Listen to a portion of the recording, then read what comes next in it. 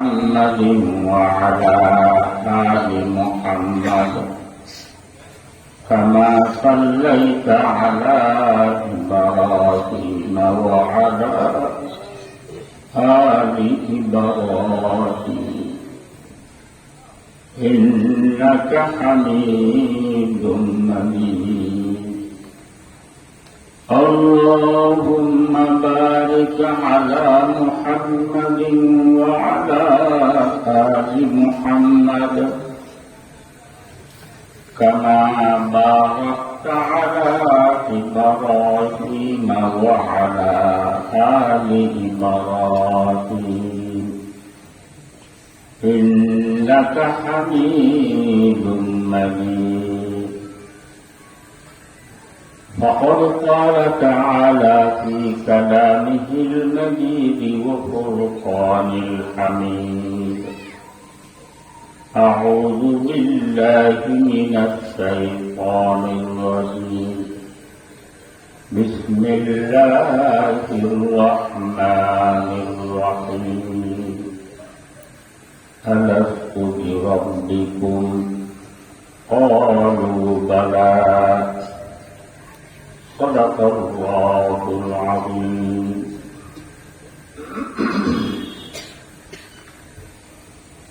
উপস্থিত ওয়াজিবুল ইহতারাম উলামায়ে কেরাম, মুরব্বিয়ানে আযম এবং দূর দূরান্ত থেকে আগত ইসলাম প্রিয় ভাইয়েরা, আমি সর্বপ্রথম মহান আল্লাহ রাব্বুল আলামিনের দরবারে শত কোটি শুকরিয়া জ্ঞাপন করছি, যিনি আমার মতো একজন অবন্যকে এই দামি জায়গা, দামি বৈঠক, দামি মানুষদের সামনে বসে দোয়া নেওয়ার জন্য সুযোগ দান করেছে। আসলে যে কোনো ভালো কাজে শরীক হতে পারা, এটা আল্লাহ পাক সুবহানাহু ওয়া তাআলার অসীম দয়া এবং মেহেরবানি যদি না হয় কারো পক্ষে সম্ভব নয়। না হয় আমাদের মতো কত মানুষ, কত কাজে ব্যস্ত, এগুলো সবগুলোর থেকে আল্লাহ পাক সুবহানাহু ওয়া তাআলা আমাদেরকে বাঁচায়। এমন এক বৈঠকের মধ্যে আসার জন্য তৌফিক দান করেছেন, যে বৈঠকের মধ্যে আল্লাহ এবং আল্লাহর রাসূলের কথাবার্তা আলোচনা, যে বৈঠকের মধ্যে আল্লাহ এবং আল্লাহর রাসূলের কথাবার্তা আলোচনা হয়, বৈঠক সেটার দাম কত? জনাব মুহাম্মদুর রাসূলুল্লাহ সাল্লাল্লাহু আলাইহি ওয়াসাল্লাম আমরা যে যতদূর থেকে এই বৈঠক পর্যন্ত এসেছি, অতদূর জায়গা আমরা বেহেশতের দিকে কাছে করে নিয়েছি। তাই দেখেন কত দামি বৈঠক। এই বৈঠকের মধ্যে আমাদেরকে আসার জন্য, বসার জন্য, আল্লাহ এবং আল্লাহর রাসূলের কথাবার্তা শোনার জন্য আল্লাহ তাআলা আমাদেরকে তৌফিক দিয়েছেন। এটা আল্লাহ পাক সুবহানাহু ওয়া তাআলার অসীম দয়া এবং মেহেরবানি ব্যতীত আর কিছু নয়। সেদিন আমরা শুকর আদায় করি আলহামদুলিল্লাহ। আমি যে শরীফ তেলাওয়াত করেছি, এই আয়াতের মাধ্যমে আল্লাহ পাক সুবহানাহু ওয়া তাআলা আলমে আরওয়ার ঘটনা বয়ান করতেছেন। যখন আমরা দুনিয়ার মধ্যে আসি না, তো জিন এবং ইনসান দুনো গোষ্ঠীর রূপগুলো বানানোর পর আল্লাহ পাক সুবহানাহু ওয়া তাআলা আলমে আরওয়ার মধ্যে সমস্ত রূপগুলোকে এক জায়গার মধ্যে জমা করে দিলেন। জমা করার পর আল্লাহ তাআলা আমাদেরকে সামনে রেখে লম্বা চৌড়া একটা বাসন দিয়েছে। ওই বাসনের মধ্যে আল্লাহ পাক সুবহানাহু ওয়া তাআলা বলেছিলেন, হে আমার বান্দা, আমি তোমাদেরকে দুনিয়ার মধ্যে পাঠাবো, দুনিয়ার মধ্যে পাঠানোর পর তোমাদেরকে এমনি ছেড়ে দেব না। দুনিয়ার মধ্যে তোমাদের যতগুলা জিনিসের প্রয়োজন, আমার যতগুলো নিয়ামতের তোমাদের প্রয়োজন, সবগুলোর আমি ব্যবস্থা করব। কি কি নিয়ামত দিবেন সবগুলো ওই বাসনের মধ্যে উল্লেখ করেছিল। সমস্ত নিয়ামত আমি তোমাদের জন্য ব্যবস্থা করব। এরপর তোমরা দুনিয়ার মধ্যে যাওয়ার পর, আমার নিয়ামত গুলো পাওয়ার পর, আমার নিয়ামতের দিকে তোমরা মগ্ন হয়ে যাবে, আমাকে বলে দেবে। কিন্তু আমি আর্শওয়ালা খোদা তোমাদেরকে একটা সেকেন্ডের জন্য বলবো না। আমার রহমত সব সময় তোমাদের চোখে হয়ে থাকে। এগুলো বলার পর আল্লাহ পাক সুবহানাহু ওয়া তাআলা জিজ্ঞেস করেন, হে আমার বান্দারা, এখন তোমরা বলো, দুনিয়ার মধ্যে যাওয়ার পর তোমাদের রব কে হবে, ফাল নেওয়ার কে হবে? এর আগে আমরা কোনদিন প্রশ্ন শুনি নাই, প্রশ্নকে জিনিস জানিও না। তো সেদিন আমরা সবাই থাকে আছি, কি বলবো? আমাদের মধ্যে মুআল্লিমুল ইনসান জনাব মুহাম্মদুর রাসূলুল্লাহ সাল্লাল্লাহু আলাইহি ওয়াসাল্লামের রূহ মুবারক ছিল। তো হুজুর প্রথম উত্তর দিলেন, হে আল্লাহ, এখানে যেভাবে আপনি আমাদের রব, আপনি আমাদের খাওয়ালা, দুনিয়ার মধ্যে যাওয়ার পর ওখানেও আপনি আমাদের রব, আপনি আমাদের খাওয়ালা। তো হুজুরের জবাব থেকে এই বাণী শোনার পর আমরা সবাই দৌড়ায় গেছি। আমরা সবাই বলছিলাম, হে আল্লাহ, এখানে যেভাবে আপনি আমাদের রব, আপনি আমাদের খাওয়ালা, দুনিয়ার মধ্যে যাওয়ার পর ওইখানেও আপনি আমাদের রব, আপনি আমাদের খাওয়ালা। দুর্ঘটনাটা বলা আমার মকসদ নয়। আল্লাহ পাক সুবহানাহু ওয়া তাআলা আমাদেরকে অগণিত নিয়ামত দান করেছেন। আল্লাহ নিজে কোরআনের মধ্যে বলতেছেন, ওয়া ইন তা'উদ্দু নি'মাতাল্লাহি লা তুহসুহা, অগণিত নিয়ামত দান করেছেন। মুফাসসিরিনে কিরামরা লিখেন, সারা পৃথিবীর মধ্যে যত পানি আছে, খাল, নদী, সাগর, পুকুর, দিঘি, ডুবা, যত পানি আছে, ওর সমস্ত পানিগুলোকে যদি তালি বানানো হয়, আর যত গাছপালা বৃক্ষ আছে সবগুলোকে যদি কলম বানানো হয়, জিন এবং ইনসান জনগোষ্ঠী একত্রিত হয়ে আল্লাহ তাআলার নিয়ামতগুলো যদি আমরা লিখতে থাকি, কালি শেষ হয়ে যাবে, কলম শেষ হয়ে যাবে, আমাদের হায়াত শেষ হয়ে যাবে। আল্লাহ তাআলার নিয়ামতগুলো লেখা কখনো শেষ হবে না। অগণিত নিয়ামত দান করেন। ওই অগণিত নিয়ামতের মধ্যে দুইটা বেশ মহাদামী নিয়ামত আল্লাহ পাক সুবহানাহু ওয়া তাআলা আমাদেরকে আলমে আরওয়ার মধ্যে দান করেছেন।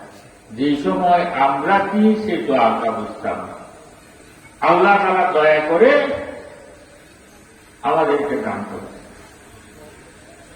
ওই নিয়ামতগুলো কি? আল্লাহ পাক সুবহানাহু ওয়া তাআলা প্রথম আমাদের কাছে প্রশ্ন করেছেন। তো প্রশ্নটা হল এলমের অঙ্গ। আল্লাহ তাআলা আমাদেরকে প্রশ্ন করে এলমের মতো দামি নিয়ামত আল্লাহ পাক সুবহানাহু ওয়া তাআলা আমাদেরকে আলেমা ওয়ার মধ্যে দান করেছেন। এটাকে মুফাসসিরদের ভাষায় কাইফিয়তে আলম বলা। দ্বিতীয় নিয়ামত কি? আল্লাহ পাক সুবহানাহু ওয়া তাআলা যখন আমাদের সাথে কথা বলতেছিলেন, বুখারী শরীফের মধ্যে রওয়ায়াত আছে ওয়া কাল্লামাহু আয়ানা, অর্থাৎ আল্লাহ তাআলার সামনে, আমাদের সামনে কোনো পর্দা ছিল না। ওই বৈঠকের মধ্যে আল্লাহ পাক সুবহানাহু ওয়া তাআলাকে আমরা সরাসরি দেখেছি। আল্লাহ পাক সুবহানাহু ওয়া তাআলা আমাদেরকে দেখা দিয়ে আল্লাহ তাআলার মারফতের মহব্বতের যেই দামি নিয়ামত আল্লাহ তাআলা আমাদেরকে আলমে আরওয়ার মধ্যে দান করেছেন। হুজুর পাক সাল্লাল্লাহু আলাইহি ওয়াসাল্লাম দুনিয়ার মধ্যে আসার পর আসার উদ্দেশ্য বয়ান করতেছেন। প্রথম উদ্দেশ্য বয়ান করতেছেন আনা বুইস্তু মুআল্লিমান, যে আল্লাহ পাক সুবহানাহু ওয়া তাআলা আমাকে শিক্ষক বানিয়ে পাঠিয়েছেন, মুআল্লিম বানিয়ে পাঠিয়েছেন। এটাকে কাইফিয়তে আলম বলা। দ্বিতীয় উদ্দেশ্য বয়ান করতেছেন আনা বুইস্তু লিউতাম্মিমা মাকারিমাল আখলাক, মাকারিমাল আখলাককে পরিপূর্ণ করার জন্য আল্লাহ পাক সুবহানাহু ওয়া তাআলা আমাকে দুনিয়ার মধ্যে পাঠিয়েছেন। মাকারিমাল আখলাক সেটা কি? সেটা হল আল্লাহ তাআলার মুহাব্বত, আল্লাহ তাআলার মারফত। তো সেজন্য আমাদেরকে এই দুই গুণ অর্জন করতে হবে। একটা হলো এলম, আর একটা হলো আল্লাহ তাআলার মুহাব্বত। এই দুই গুণ অর্জন করতে হবে। সেজন্য একজনের কাছে এলম আছে, আল্লাহ তাআলার মুহাব্বত নাই, ওই এলমও মানুষকে গোমরাহর দিকে নিয়ে যায়। যেমন শয়তান, শয়তানের কাছে এলমও ছিল, সে আবেদও ছিল, কিন্তু আল্লাহ তাআলার মুহাব্বত ছিল না। বিদায় যখন আল্লাহ পাক সুবহানাহু ওয়া তাআলা আদম আলাইহিস সালামকে সিজদা করার জন্য হুকুম দিলেন, সমস্ত ফেরেশতারা আদমকে সিজদা করল, শয়তান সিজদা করল না। করার কারণ জিজ্ঞেস করলেন, হে শয়তান, আদমকে সিজদা করার থেকে তোমাকে কোন জিনিসে বানাবে? এর কাছে এলম আছে, যুক্তির দিকে চলে গেছে। আল্লাহ আদমকে বানিয়েছেন মাটির থেকে, মাটির স্বভাব নেচার গতি হল নিচের দিকে যাওয়া, আর আমাকে বানিয়েছেন আগুন থেকে, আগুনের স্বভাব নেচার গতি হল উপরের দিকে যাওয়া। কাজে কাজে আমি কেন আদমকে সিজদা করব? এরপর লম্বারণে না, আল্লাহ পাক সুবহানাহু ওয়া তাআলা তার মাথার উপর লানতের বোরকা ভরাই দিল। কিয়ামত পর্যন্ত তার মাথার উপর আল্লাহ তাআলা লানত অবতীর্ণ হতে থাকে। তাই শুধু এলমও মানুষকে গুমরাহর দিকে নিয়ে যায় না। আবার আল্লাহ তাআলার মুহাব্বত আছে, এলম নাই। ওই আল্লাহ তাআলার মুহাব্বতও মানুষকে গুমরাহর দিকে নিয়ে যায়। তো যেমন আমাদের দেশে অনভিজ্ঞ, অশিক্ষিত, যাদের কাছে দ্বীনের কোন জ্ঞান নাই, ওই ধরনের পীরেরা দ্বীনি জ্ঞান না থাকার কারণে জায়েজ কোনটা না জায়েজ কোনটা পার্থক্য করতে পারে না, হালাল কোনটা হারাম কোনটা ওগুলো জানে না। বিদায় হারামকে হালাল মনে করে করতে থাকে, না জায়েজকে জায়েজ মনে করে করতে থাকে। তাই বোঝা গেল শুধু এলম আছে, আল্লাহ তাআলার মুহাব্বত নাই, ওই এলমও মানুষকে গুমরাহর দিকে নিয়ে যায়। আল্লাহ তাআলার মুহাব্বত আছে, এলম নাই, ওই মুহাব্বতও মানুষকে গুমরাহর দিকে নিয়ে যায়। সেজন্য আমাদেরকে দোনোটা অর্জন করতে হবে। এলম অর্জন করতে হবে, আল্লাহ তাআলার মহব্বত অর্জন করতে হবে। দিন আলম শিক্ষা সবার উপর আল্লাহ তাআলা ফরজ করে দিয়েছেন। কতটুক? যতটুক আমার হায়াতকে পরিচালনা করতে লাগবে অতটুক শিক্ষা নরনারী সবার উপর ফরজ। যেমন কোনটা জায়েজ, কোনটা না জায়েজ, কোনটা হালাল, কোনটা হারাম। ফজরের নামাজ, নামাজ কয় রাকাত ফরজ, কয় ওয়াক্ত ফরজ, কোন ওয়াক্তের মধ্যে কয় রাকাত ফরজ, কয় রাকাত ওয়াজিব, কয় রাকাত সুন্নত, এগুলো যদি আমার ইলম না থাকে আমি করতে পারবো? এভাবে জানাজার নামাজ কিভাবে পড়বো, ঈদের নামাজ কিভাবে পড়বো, অর্থাৎ নিজের জীবনকে চালাইতে, হায়াতকে পরিচালনা করতে যতটুক দিন এলমের প্রয়োজন অতটুক শিক্ষা সবার উপর আল্লাহ তাআলা ফরজ করে দিয়েছে। তো সেজন্য আমরা শিখতে পারিনি, আমাদের ছেলে মেয়েদেরকে শিখাবো, নাতিন নাতনিকে শিখাবো। কত বুঝাচ্ছে? না হইলে ফরজ করার গুনাহ আমার উপর আছে। ফরজ করলে যে গুনাহ হবে ওই গুনাহ আমার উপর আছে, মুরব্বীদের উপর। তার কারণ আমার ছেলেদেরকে শিখাই নেই, নাতিন নাতনিদেরকে শিখাই নেই, সেজন্য ওগুলো আমার উপর আছে। সেজন্য সবাই ছেলে মেয়েদেরকে অতটুকু এলম শিখতে দিতে হবে। এখন আমরা দিনী এলম কোথায় গেলে পাবো? মাদ্রাসার মধ্যে। সেই জন্য এই ছেলে মেয়েদেরকে প্রথম মাদ্রাসার মধ্যে দিয়ে এই দিনী এলম শিখে গেল। এরপর আল্লাহ তাআলার মহব্বত সেটা কোনখানে পাবো? যাদের দিলের মধ্যে আল্লাহ তাআলার মহব্বত ছিল ওনারা আমাদেরকে পরামর্শ দিচ্ছেন। তো তামান্না দর্দ কি হ্যাঁ তুকার সাকমত ফকিরোं की तमन्ना दर्द दिल की है तुकर सचमुच फकीरों की नहीं मिलता यही गौहर बादशाहों के खजीने में। তাদের দিলের মধ্যে আল্লাহ তাআলার মহব্বত ছিল, ওনারা আমাদেরকে পরামর্শ দিচ্ছেন। বলে হে দুনিয়ার মানুষেরা, আল্লাহ তাআলার মহব্বত যদি সেটা তুমি অর্জন করতে চাও, যাদের দিলের মধ্যে আল্লাহ তাআলার মহব্বত আছে ওদের কাছে যাইতে হবে, ওদের বৈঠকের মধ্যে বসতে হবে, ওদের কথাবার্তা শুনতে হবে, ওদের কথা অনুযায়ী নিজের জীবনকে চালাইতে হবে।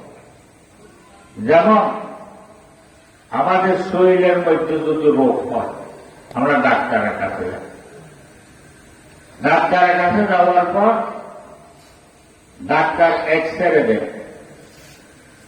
এক্সরে মেশিনের উপর যখন আপনাকে উঠানো হয়, রিপোর্ট যখন বের হয়, ডাক্তার যখন রিপোর্ট দেখে বলে তো তোমার ভিতরে ক্যান্সার রেখে রোগ বানাইছে।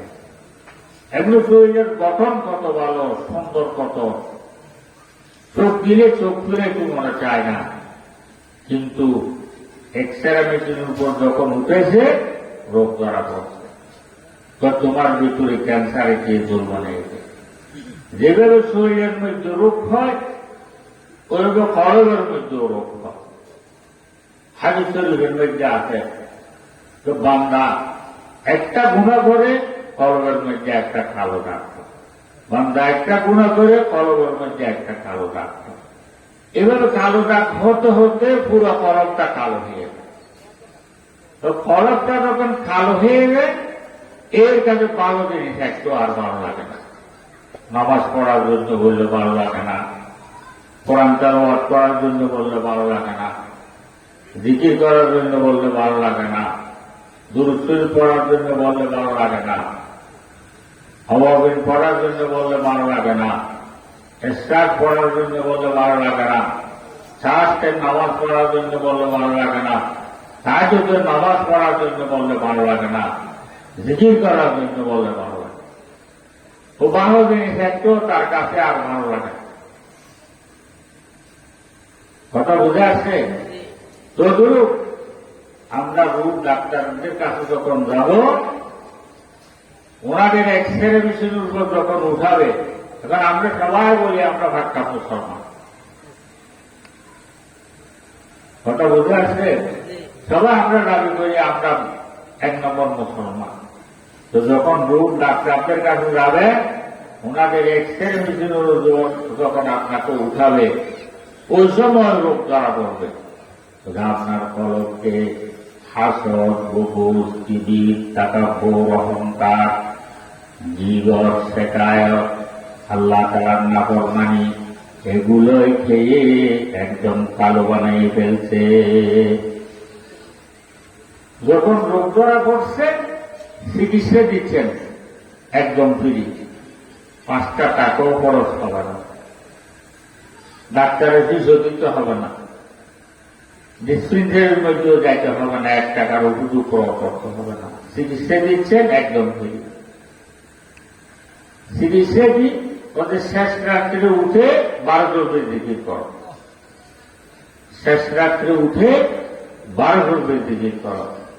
12 দরবের জিকির করার নিয়ম হল যে রাতের 3 ভাগের 2 ভাগ অতিবাহিত হওয়ার পর শেষ রাত্রে উঠবেন, উঠে তাহাজ্জুদের নামাজ পড়বেন।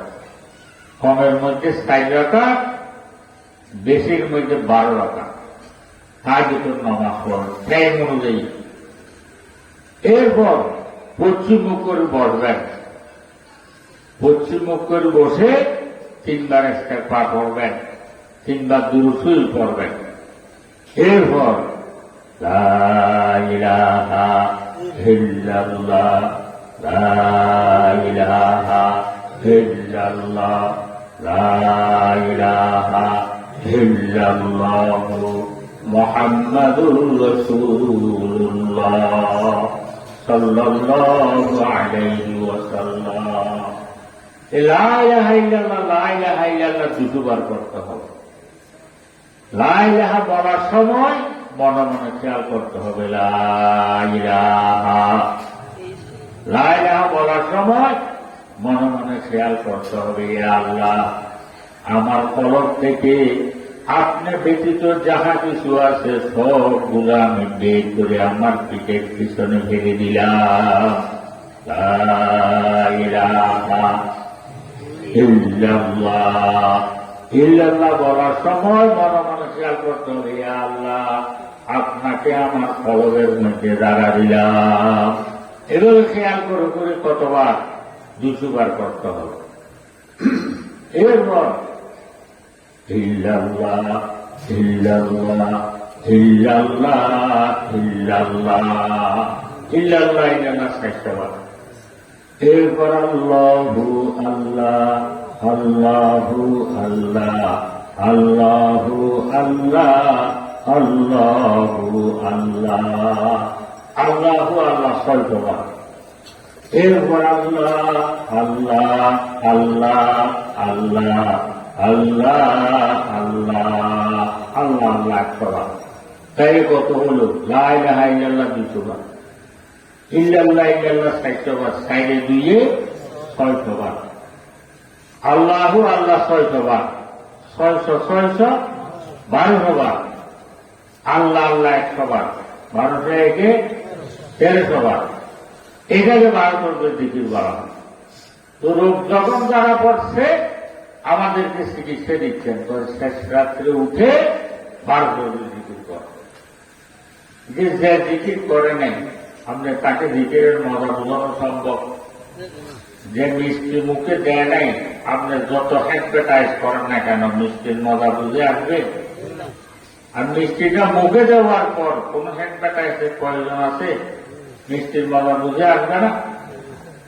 আর মিষ্টিটা খাওয়ার পর আপনি যদি তাকে জিজ্ঞেস করেন বাবা মিষ্টিটা তো তুমি খাইলেন, মজাটা কোন ধরনের আমাকে বুঝে বুঝে বলতে পারবে? সেজন্য কতগুলো জিনিস আছে যেগুলো খাওয়ার পর যে খায় সে মজা উপভোগ করতে পারে, ওগুলো কাউকে বুঝে যাওয়া না। মজাটা কোন ধরনের, ওগুলো কাউকে বুঝতে পারে না, দেখাই সে মজাটা উপভোগ করতে পারে। তদরূপ ভাবে যে জিকির করে না তাকে জিকিরের মজা বোঝানো সম্ভব নয়। যাদের কাছে বুঝে আসছে ওগুলা বলার জিনিসও নয়, ওগুলো কাউকে বলার জিনিসও নয়। তারপরেও আমাদের বুজুর্গরা আমাদেরকে বোঝানোর জন্য চেষ্টা করতেছে, বলছে হে দুনিয়ার মানুষেরা, ভারতের জিকিরের মজা যদি তোমাদেরকে বুঝে না আসে, কত পরীক্ষামূলক ভাবে হল 41 দিন না ছুটে মতো তুমি ভারতের জিকির করে দেখো। 41 দিন না ছুটে মতো ভারতের জিকির করলে লাভ কি হবে? सजर में तेरा रंग बू है, सजर में तेरा रंग बू है, जिधर देखता हूँ उधर तू ही तू है, उधर तू है तू है, इधर तू है तू है, जिधर देखता हूँ उधर तू है तू है। 41 দিন পর তুমি যেই জিনিসের দিকে তাকাইবে ওই জিনিসের মধ্যে ওই জিনিসের বানানোওয়ালা খোদাকে দেখবা। কথা বুঝে আসে? সেই বাবারা শেষ রাত্রে উঠবেন, বুঝে না আসলো 12 দিকে করে দেখেন, করার পর ওই সময় বুঝে আসবে। আল্লাহ জিকিরে মানুষকে আল্লাহ তাআলার কাছে নিয়ে যায়। কিসের মধ্যে আছে? বান্দা যখন শেষ রাত্রে উঠে এই জমিনের উপর বসে ফরমায় তৈবার জিকির আরম্ভ করে, লা ইলাহা ইল্লাল্লাহ, লা ইলাহা ইল্লাল্লাহ, লা ইলাহা ইল্লাল্লাহ, মুহাম্মাদুর রাসূলুল্লাহ। যখন বান্দা শেষ রাত্রে উঠে জমিনের উপর বসে কলমায় তৈবার জিকির আরম্ভ করে, আল্লাহ তাআলার আরশের নিচে একটা খুঁটি আছে, যার নাম হল তৈয়ব। তার জিকিরে কালে কালে ও তৈয়ব খুঁটিটা হেলতে থাকে। যখন তৈয়ব খুঁটিটা হেলতে থাকে তার হেলানিতে আল্লাহ তাআলার পুরো আরশটা হেলতে থাকে। আল্লাহ তাআলা ডাকতে, হে আরশ তুমি হেলতেছ কেন? আরশ বলে, আল্লাহ আমি হেলতেছি না, আমার নিচে একটা খুঁটি আছে যার নাম আপনি তৈয়ব রেখেছেন, এই তৈয়ব খুঁটিটা হেলতেছে, সেদিন আমি না হেলে পারতেছি না। আল্লাহ তাআলা তৈয়ব খুঁটিকে ডাকতে, হে তৈয়ব খুঁটি তুমি হেলতেছ কেন? বলি আল্লাহ আমার নাম আপনার তৈয়ব রেখেছেন, জমিনের উপর বসে আপনার একজন গুনাহগার বান্দা কলমা তৈয়বা জিকির আরম্ভ করতে, লা ইলাহা ইল্লাল্লাহ, লা ইলাহা ইল্লাল্লাহ, লা ইলাহা ইল্লাল্লাহ, মুহাম্মাদুর রাসূলুল্লাহ সাল্লাল্লাহু আলাইহি ওয়াসাল্লাম। সেদিন আমি না হেলে পারতেছি না। আল্লাহ তাআলা বলে, হে তৈয়ব খুঁটি তোমার খেলা বন্ধ করো। তো তৈয়ব খুঁটি বলে, আল্লাহ আপনি তার জীবনের সমস্ত গুণগুলো যতক্ষণ মাফ করে না দিবে এতক্ষণ পর্যন্ত আমার খেলা বন্ধ হবে না। আল্লাহ তাআলা বলেন, হে আমার ফেরেশতারা তোমরা সাক্ষী থাকো, আমার অমুক বান্দার জীবনের সমস্ত গুণাগুলো মাফ করে দিলাম। আল্লাহর বান্দারা বলতেছেন, इश्क की एक दुस्त ने तय कर दिया किस्सा तमाम, इश्क की एक दुस्त ने तय कर दिया किस्सा तमाम, इस ज़मीनो आसमां को आसरा समझाता मैं। আল্লাহ তাআলার মহব্বতের ইশকের এক লাফে মানুষকে জমি থেকে আল্লাহর আরশের সাথে সম্পর্ক করে দেয়, আল্লাহর আরশের মধ্যে নিয়ে যায়। তো ভাই শেষ রাত চলবেন 12 থেকে করবে, আর শেষ রাত এটা খুব দামি সময়। এটা হল আল্লাহর সাথে সম্পর্কের সময়। কি জন্য? অন্য সময় আপনি আল্লাহকে কোথায় পাবেন? আল্লাহর সাথে সম্পর্ক করার জন্য। শেষ রাত্রে আল্লাহ তাআলা নিজে বান্দাকে ধরা দেওয়ার জন্য আসে। হাদিস শরীফের মধ্যে আছে, রাতের 3 ভাগের 2 ভাগ অতিবাহিত হওয়ার পর আল্লাহ পাক সুবহানাহু ওয়া তাআলা ওনার রহমতের খেরুলি খদিনা নিয়ে নিচের আসমানের মধ্যে আসে। নিচের আসমানের মধ্যে এসে আমাদেরকে ডাকতে থাকে, হে আমার বান্দারা, তোমাদেরকে দেওয়ার জন্য এসেছি, কার কাছে কিসের প্রয়োজন আমার কাছে চাও। এভাবে আল্লাহ তারা ডাকতে থাকে। সেদিন আল্লাহর বান্দারা বলতেছেন, হে বড় সুরতে লাইলা বরামত, গহে বড় সুরতে মজনু বরামত। আল্লাহ তাআলার রহমত কোন সময় লাইলির বেশে, আর কোন সময় মজনুর বেশে আমাদের ঘরে দূরে দূরে আমাদেরকে ডাকতেছে, হে আমার বান্দারা, গুনার সাগরের মধ্যে ডুবে গিয়েছ, তোমার গুণাগুলো মাফ করার জন্য এসেছে আমার কাছে যাও। কর্জের মধ্যে ডুবে গিয়েছ, তোমাকে কর্জ থেকে মুক্তি দেওয়ার জন্য এসেছে আমার কাছে যাও। রিজিকের কমজোর মধ্যে পড়ে গেছ, রিজিক দেওয়ার জন্য এসেছে আমার কাছে যাও। এভাবে আল্লাহ তাআলার রহমত আমাদের ঘরে দুয়ারে দুয়ারে এসে ডাকতেছে। আমার তো কপাল খারাপ, আমি তো ঘুমের মধ্যে। কথা বুঝে আসছে? আল্লাহ তাআলার রহমত এভাবে আমাদের ঘরে দুয়ারে দুয়ারে এসে আমাদেরকে ডাকতেছে। আমার তো কপাল খারাপ, আমি তো ঘুমের মধ্যে। আমার তো বদনসিব, আমি তো ঘুমের মধ্যে। সেদিন বাবারা শেষ রাত্রে উঠবেন, উঠে তাহাজ্জুদ নামাজ পড়বেন, 12 রবির জিকির করবেন। এগুলোর মধ্যে কি মজা, ওই সময় বুঝে আসবে। এরপর আল্লাহ তাআলার মহব্বতের আগুনের মধ্যে যাওয়া, এর মধ্যে কি মজা, ওই সময় বুঝে আসবে। এগুলো কাউকে বুঝানো নেই। এরপর আল্লাহর দরবারে কান্না আরম্ভ করে দেবে। আল্লাহর দরবারে কান্না আরম্ভ করে দেবে। কত বড় বড় বুজুর্গরা শেষ রাত্রে উঠে আল্লাহর দরবারে কাঁদতেছে। গুনাহ में जारी उमर गुजारी है मेरे मौला है मेरे बारी क्या हशर होगा दहशत कारी है मेरे मौला है मेरे बारी किसको पुकारे तेरे बिचारी है मेरे मौला है मेरे बारी। কত বড় বড় বুজুর্গের শেষ রাত্রে ওকে কাঁদতেছে। ভাই, বুজুর্গদের কাছে সওয়াব বেশি না আমাদের কাছে সওয়াব? বুজুর্গদের কাছে সওয়াব বেশি না? আমাদের সাথে তো ওনাদের সাথে তুলনা হবে না, ঠিক না? এতগুলো সওয়াবের অধিকারী হওয়া সত্ত্বেও এরা আল্লাহ তাআলার এত গরিব হওয়া সত্ত্বেও তারা যদি শেষ রাত্রে উঠে এইভাবে আল্লাহর দরবারে কাঁদে, ভাই আমরা গুনাহগার, আমাদের কত বেশি কান্নাকাটি করার দরকার ছিল। হাসান মজলুম রহমতুল্লাহ আলাইহি শেষ রাত্রে উঠে আল্লাহর দরবারে কাঁদতেছেন যে हमारे गुनाह से बलरद जमीन, हमारे गुनाह से बलरद जमीन, लेकिन तू ही है गफूरुर रहीम। আল্লাহ এতগুলো গুনাহ করেছি যে আসমান আর জমিনের খোলা জায়গার মধ্যে আপনারা দেখতে কেউ বেশি গুনাহ করেছে, সাধারণ ফেরার থেকেও বেশি গুনাহ করেছে।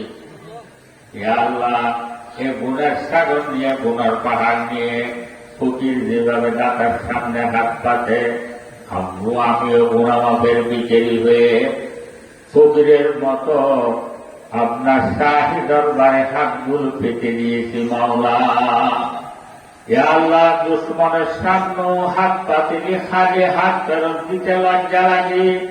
আপনি আহকামুল হাকিমিন, রব্বুল আলামিন, সারা জাহানের মালিক, সারা জাহানের বাদশা, আপনি কেমনে খালি হাত ফেরত দিবেন মাওলা? ইয়া আল্লাহ, আপনি দয়া করে মেহেরবানি করে আমার জীবনের সমস্ত গুনাহগুলো মাফ করে দাও। এভাবে কাঁদতেছে দেখে খাজা আইজুল হাসান নজরুল রহমতুল্লাহ কত বড় বুজুর্গ ছিলেন। हमारे गुना से बलर जमीन लेकिन তুই হ্যাঁ গফুরুর রহিম। আমাদের কাছে তো সওয়াব নাই, হইলেও মিথ্যা হবে না। রাত দিন 24 ঘন্টা গুণের সাগরের মধ্যে ডোবা, তা আমাদের ঘুম কেমনে আসে? কত বুঝে আসে আমাদের ঘুম কেমনে আসে? সেদিন বাবারা কবরের মধ্যে আরামে ঘুমাইতে চাইলে দুনিয়ার কিছু গুম থাকতে হবে, দুনিয়ার মধ্যে কিছু গুম থাকতে হবে, আরাম কিছু বাদ দিতে হবে। শেষ রাত্রে উঠবেন, উঠে আল্লাহ দরবারে এই তাহাজ্জুদ নামাজ পড়বেন, তাহাজ্জুদ নামাজ পড়ে 12 বছর জিকির করবেন, 12 বছর জিকির করার পর আল্লাহ দরবারে কান্না আরম্ভ করে দেবেন। হাদিসের মধ্যে আছে, কোরআনের মধ্যে আছে, আল্লাহ তাআলা বলতেছেন, বান্দা তোমার চাওয়ার দেরি, আমার দেওয়ার দেরি না। তুমি গুনাহ মাফ চাওয়ার দেরি, আমার গুনাহ মাফ করার দেরি না। কথা বুঝে আসে? কত দয়ালু কথা, কত দয়ালু কথা। হাদিসে মুসলিম মধ্যে আছে, বলছে একজন মানুষ তার বাল্যকাল গুণের মধ্যে শেষ করে দিয়েছে, গুণ করতে করতে বাল্যকাল শেষ, এরপর জওয়ানকালও গুণের মধ্যে শেষ করে দিয়েছে, এরপর বুড়াকালও গুণের মধ্যে শেষ করে দিয়েছেন। ক্ষমতা ছিল, টাকা পয়সা ছিল, ক্ষমতার ভবন, টাকা পয়সার শহর, এগুলায় মানুষকে মানুষ বলত না, কারো কথা শুনত না। এই মসজিদ মাদ্রাসার কথা বললে ওগুলোর দিকে যাইত না। এভাবে হায়াতটা শেষ। এরপর আসছে শাইখুল জিয়াদের জমানা। শাইখুল জিয়াদের জমানা বলা হয় এই বুড়ার পরে ওই অবস্থা যখন আসি যায়, ওই চোখের দেখা শক্তি কমে যায়, কানের শোনার শক্তি কমে যায়, বলার শক্তি কমে যায়। এই খানা খাওয়ার সময় মুখে দিলে চিটে মিলে সব সমান লাগে, হাতের দরণী শক্তি কমে যায়, কোনো কিছু ধরার সময় হাতে কামান আরম্ভ করে। বিছানার মধ্যে শুয়ে আছে, পড়ে আছে। এই এখন যখন ওই অবস্থা হয়ে যায়, ওই সময় তার ক্ষমতা ছিল, ওগুলো চলে গেছে, এই কাপড় সবগুলো চলে গেছে, টাকা বসেছিল ওগুলো ব্যাংকের মধ্যে। ওই সময় এর টাকা বসে এর আয়টা থাকে না। ছেলেরা ব্যাংকের হিসাব সবগুলো জব্দ করে রাখে। বলছে সে এখন জামা খারাপ হয়ে গেছে, যার তারা টাকা দিবে, সেদিন না ওগুলো আঙ্গিজের আয়টা নেয়, সব হারাই গেছে। আর ওই সময় ডাকলেও কেউ শুনে না। আগে তার নিজের মানুষ দৌড়ত, ওই অবস্থার মধ্যে যখন পড়ে যায়, ওই সময় ডাকলো আর কেহ আসে না, সব কিছু হারায়। ছেলে মেয়েও বিরক্ত হয়ে গেছে, ডাকলো আসে না, কেউ বলে ডাকতেছে, ওদের এখন জামা খারাপ হয়ে গেছে, এমনি এমনি ডাকে। কথা বুঝে আসছে? ওই সময় দুনিয়ার থেকে মায়ুস হয়ে গেছে, কোন দিকে আপনারা নেই। আল্লাহ তাআলা হাদিসে কুদসির মধ্যে বলে, হ্যাঁ আমার বান্দারা বাল্যকাল গুণের মধ্যে শেষ করে দিয়েছ, জওয়ানকাল গুণের মধ্যে শেষ করে দিয়েছ, বুড়াকাল গুণের মধ্যে শেষ করে দিয়েছ। সারা দুনিয়ার থেকে মায়ুস হয়ে শেষ রাত্রে যদি উঠে অহুদা বলে ডাকত, অবন্দা ওই সময় আমি খোদা তোমার ডাক দেওয়ার সাথে সাথে সারা দেওয়ার জন্য তৈয়ার। কথা বুঝে আসছে? ওই সময়ও আমার ডাকের সাথে সাথে সারা দেওয়ার জন্য তৈয়ার। যেমন দয়ালু খোদা, এতগুলো গুনাহ করার পরও আল্লাহ তাআলা আমার খাওয়ার দেরি, ডাক দেওয়ার দেরি না। কি জন্য? তুমি তো না বুঝে ক্ষমতা ছিল, শক্তি ছিল, এই টাকা পয়সা এগুলোর ঘমণ্ডের মধ্যে মনে চাইছে তা করত, যেদিকে মনে চাইছে সেদিকে গেছ। এখন তো বন্ধা তুমি সারা দুনিয়ার থেকে মায়ুস হয়ে গেছ। এখন আবার তোমার ডাক শোনার মতো আর কেহ নাই। বলছি এই সময় তুমি আমাকে ডাক দিয়েছ, এখন যদি তোমার ডাকে আমি সারা না দিই, এই ডাকের তুমি অন্য দরবারে যাইবে যে সেরকম তো আর কোন দরবার না। কথা বুঝে আসে? সেই জন্য বাবারা এই যত গুণা করেন না কেন আল্লাহ তাআলা এক চাইতে বড় মাফ করতে পারে। শেষ রাতে উঠে আল্লাহ দরবারে কান্না আরম্ভ করে দিল। गुनाहों के सारी उम्र गुजारी, ऐ मेरे मौला ऐ मेरे बारी, किसको पुकारे तेरे बिचारी, ऐ मेरे मौला ऐ मेरे बारी, क्या हशर होगा डांट तो तारी, ऐ मेरे मौला ऐ मेरे बारी। কান্না আরম্ভ করলেন। আপনার খান্নার দেরি আল্লাহ তাআলার দেওয়ার দেরি নেয়। হাদিস কুদসির মধ্যে আছে, তো বান্দা যখন গুণাগুলোর সামনে রেখে আল্লাহর দরবারে কান্না আরম্ভ করে দেয়। হাদিসের মধ্যে আছে, কান্না না আসলে তুমি কান্নার ভাঙ হলেও ধরো। হলো কোন মতে সিবি সাবি যদি তোমার চোখ থেকে এক ফোঁটা জল যদি বের করে ফেলতে পারত, হাতে কোষের মধ্যে আছে আটশো যে তাহাজ সারা পর্যন্ত আল্লাহ তাআলার যতগুলো মখলুক আছে সবাই কান্না আরম্ভ করেছে। আল্লাহ তাআলা জিজ্ঞেস করে, তোমরা কাঁদতেছো কেন? বলি আল্লাহ আমার একজন গুনাহগার বান্দা গুণগুলোকে সাথে রেখে সে কান্না আরম্ভ করে দিয়েছে। তো তার চোখ থেকে এক ফোঁটা জল বের হয়ে গড়ায় বসে, সেদিন না আমরা কাঁদতেছি। তো তোমরা কান্না বন্ধ করো। এরা বলবো তার গুণাগুলো যতক্ষণ মাফ করে না দিবেন এতক্ষণ পর্যন্ত আমাদের কান্না বন্ধ হবে না। আল্লাহ তাআলা বলে, হ্যাঁ আমার ফেরেশতারা তোমরা সাক্ষী থাকো, তার জীবনের সমস্ত গুণা আমি মাফ করে দিলাম।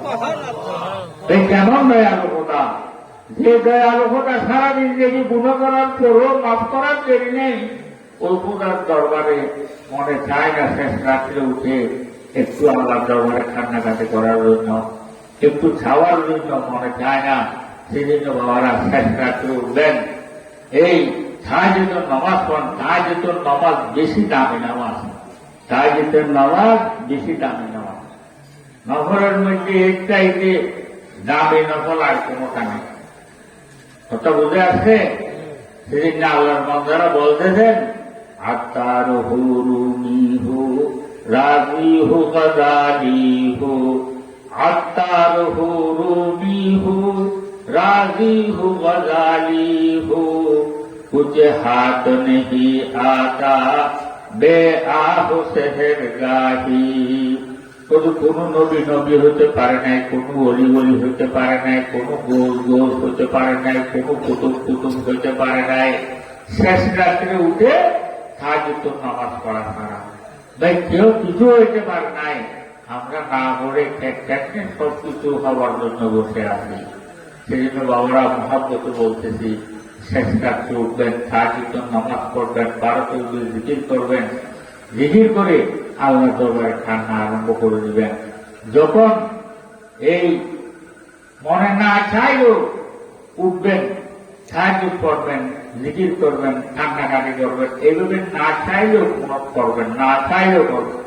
করতে করতে করতে করতে যে সময় ওগুলোর মজা বুঝে এসে যাবে, ওই সময় আপনাকে ঠান্ডা আয়ও শোয়াই রাখতে পারবে না, বৃষ্টিও বাঁধে রাখতে পারবে না। দেখবেন ওই সময় আপনার সিলে নিচে পুরো ভাড়া দাঁড়িয়ে যাবে। কথা বুঝে আসে তো? আল্লাহ তাআলা আমরা সবাইকে আমল করার জন্য তৌফিক দান করুন। ওয়া আখির দাওয়ানা আলহামদুলিল্লাহি রাব্বিল আলামিন।